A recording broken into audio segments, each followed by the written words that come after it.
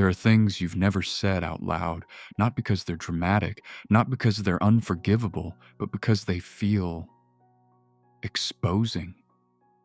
Shame is quiet. It doesn't scream like guilt. It whispers, "You should have known better.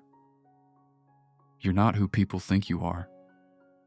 If they really knew you, they wouldn't look at you the same.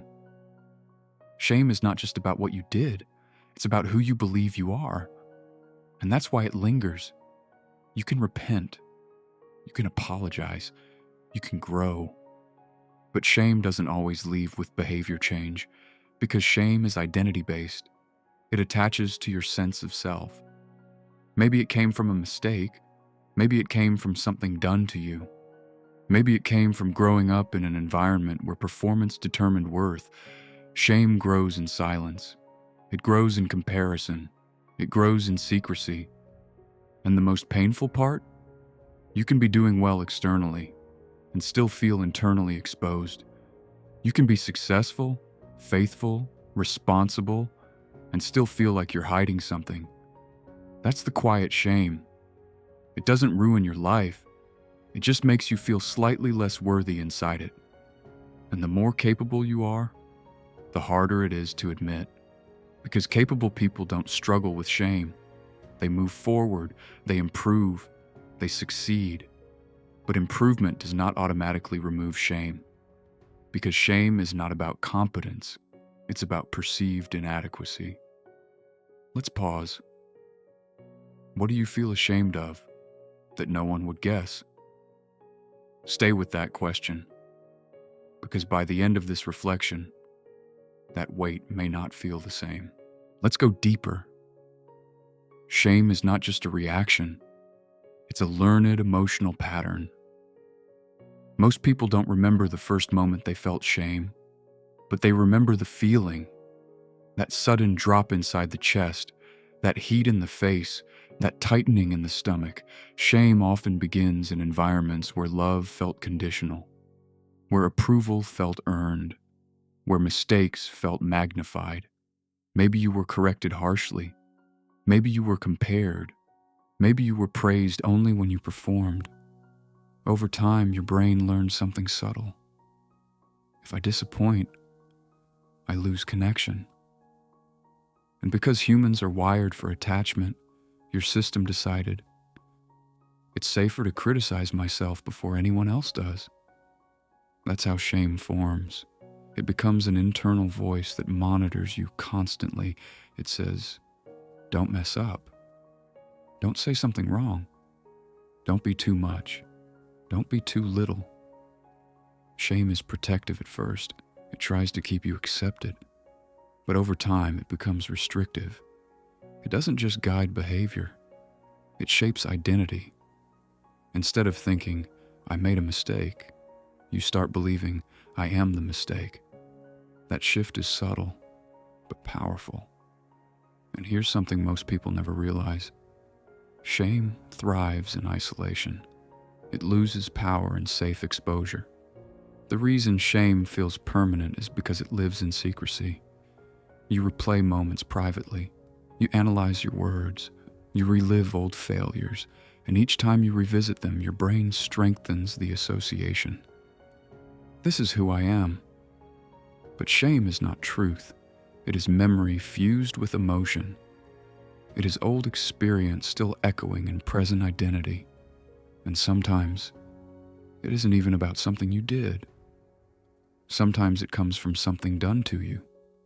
Criticism, rejection, abandonment, neglect, abuse. When a child experiences pain without explanation, they don't think, something happened to me. They think, something is wrong with me. That belief can survive into adulthood. You can grow, you can succeed, you can build a stable life, and still carry an invisible assumption. I'm flawed in a way others aren't. That is shame's deepest root. And spiritually, it becomes even more complex, because you may believe you're forgiven. You may believe you're loved. But emotionally, you still feel exposed. That tension creates confusion. You ask yourself, Why do I still feel this if I've grown so much? Because shame doesn't dissolve through logic alone. It dissolves through safe redefinition. It dissolves when identity shifts. It dissolves when you experience acceptance without performance. And that kind of acceptance is rare in human environments, which is why so many people carry shame quietly for years. But here's the shift. Shame survives by convincing you that exposure equals rejection. But often, safe exposure creates connection. The parts of you that feel most unacceptable are often the parts that most need compassion. And compassion cannot exist where shame dominates. So the real question becomes, what would change if you stopped fighting your shame and started understanding it? Shame tells you that you must hide, that if people see too much of you, they will step back, that if your flaws are visible, your value decreases. But shame is not a verdict, it's a wound. And wounds are meant to be tended, not defended. The reason shame feels so heavy is because it attacks identity. It doesn't say, you made a mistake. It says, you are the mistake. And when identity is attacked, you don't just correct behavior. You protect yourself. You become more careful, more guarded, more controlled. You monitor your tone, your responses, your expressions.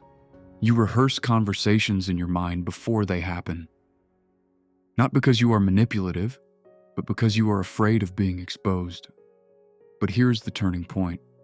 Exposure does not automatically destroy connection. Safe exposure creates it.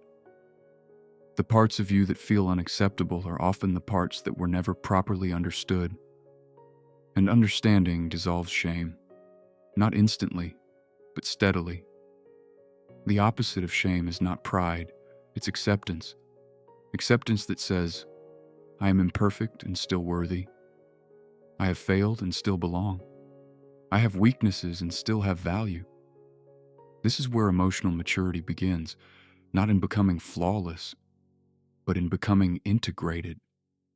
Integrated means you no longer divide yourself into acceptable and hidden. You no longer carry secret narratives about being fundamentally deficient. You recognize that being human includes imperfection, and imperfection is not exclusion. Spiritually, this is where clarity deepens. You may have believed in forgiveness, but shame made you feel disqualified. You may have believed in grace, but shame made you feel distant. The truth is this: shame shrinks identity.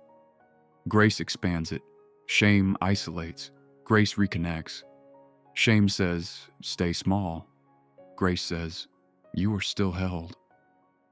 And emotional healing begins when you stop treating yourself as a case to fix and start treating yourself as a person to understand.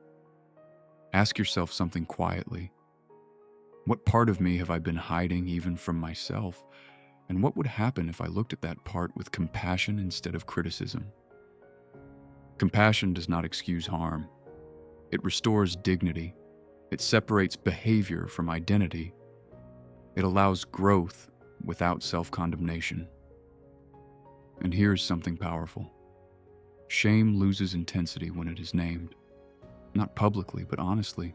When you can say, yes, that happened. Yes, I struggled. Yes, I regret it.